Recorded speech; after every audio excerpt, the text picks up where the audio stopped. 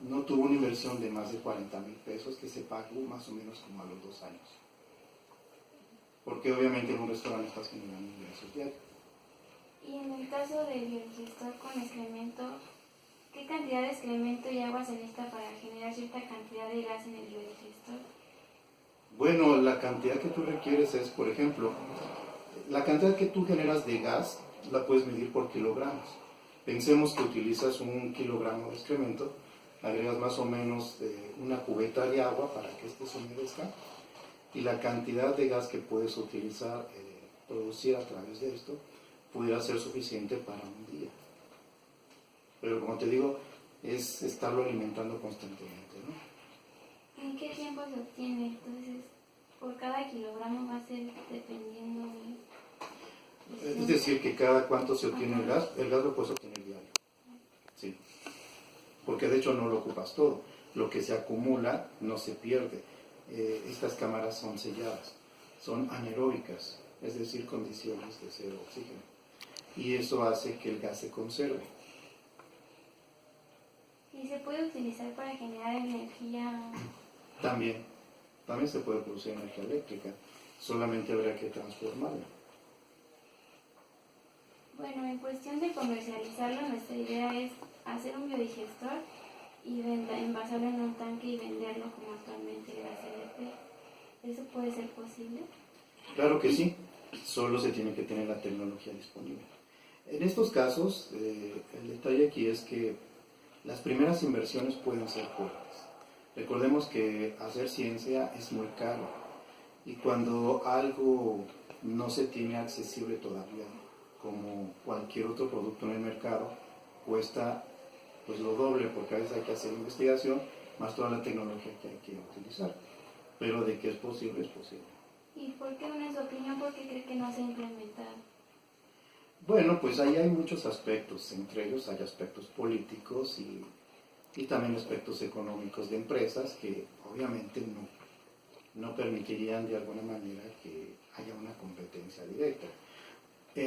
Existen en México algunas, se puede decir, empresas que están produciendo biogás, pero este es de autoconsumo.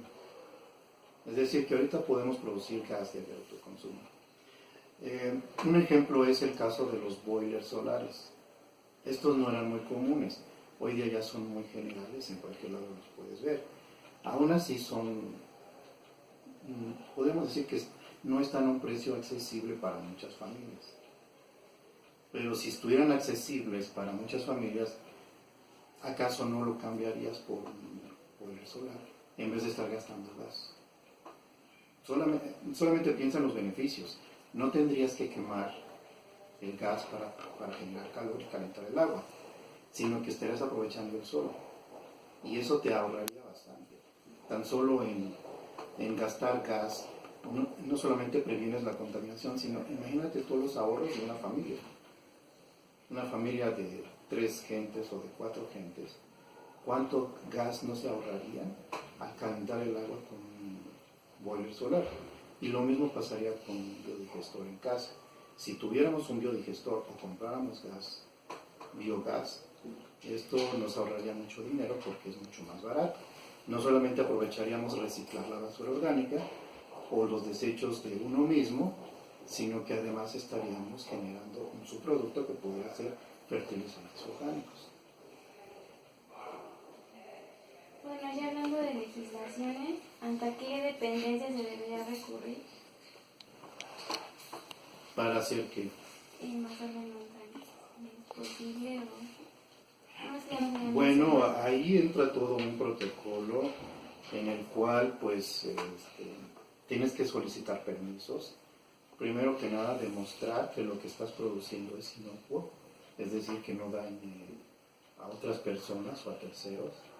Segundo, que tienes la suficiente tecnología para no ocasionar, por decirlo así, un daño mayor, que pudiera haber una explosión, por decirlo así, porque como gas pudiera explotar si no se previene en su manejo. Por otro lado, ¿qué harías con los desechos? Una vez de que se produce el gas, ¿qué harías con ese desecho? Que es un fertilizante, biofertilizante se podría decir, ¿Qué harías después? ¿Lo acumularías? ¿Lo transformarías? O sea, son muchos aspectos que tienes que cumplir. Y sobre todo permisos y demostrarle al gobierno que puedes tú generar un producto. Además de que garantices que sea competitivo, tienes que convencer a las personas de que lo consuman. Es lo que ocurre con los productos orgánicos. ¿Cómo puedes tú convencer a las personas que consuman productos orgánicos? Muchos tienen algunas dudas al respecto y por eso no los consumen. Aún siendo accesibles o no, la gente no los consume porque tiene miedo. Piensa que un producto orgánico puede ser dañino. Es decir, primero tienes que eliminar el efecto de ignorancia en la población y explicarles qué es un biogás. Una vez que tú haces que el biogás sea un producto de mercado comercializable, la gente lo va a empezar a consumir porque va a ver que es mucho más económico y mejor.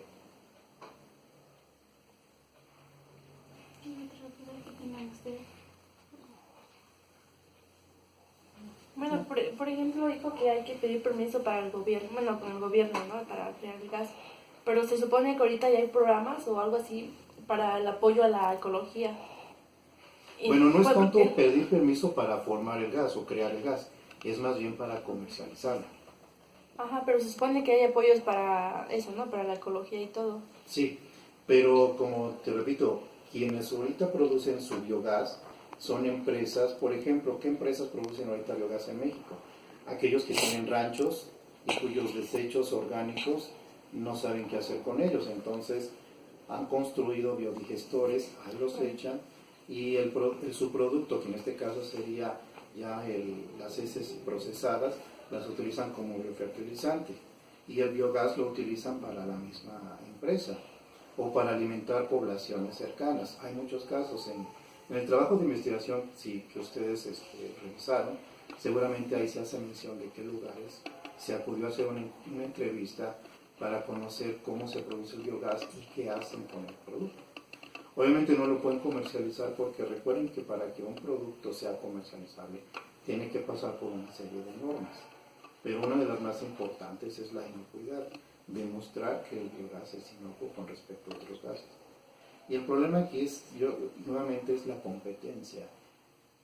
¿Cómo ven ustedes la competencia contra la industria que produce gas en México?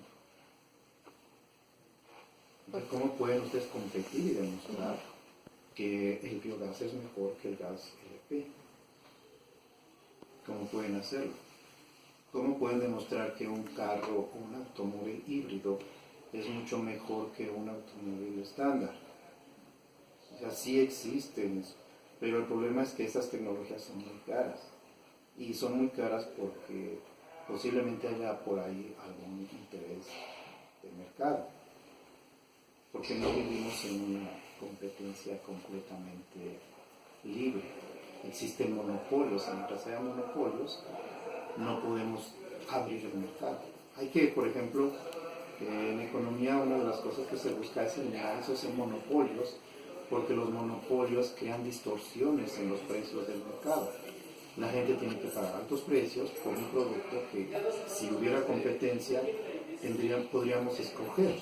Es lo que estamos viendo ahorita con la reforma de los combustibles. Lo que se busca es que haya mayor competencia y así podamos determinar qué combustible nosotros podemos pagar. Si ustedes ven, ahora ya hay muchos precios, ¿no? Entonces la gente acude a diferentes gasolineras y eso es lo que se busca, abrir el mercado. O sea, la reforma de los combustibles no es tan mala desde este punto de vista.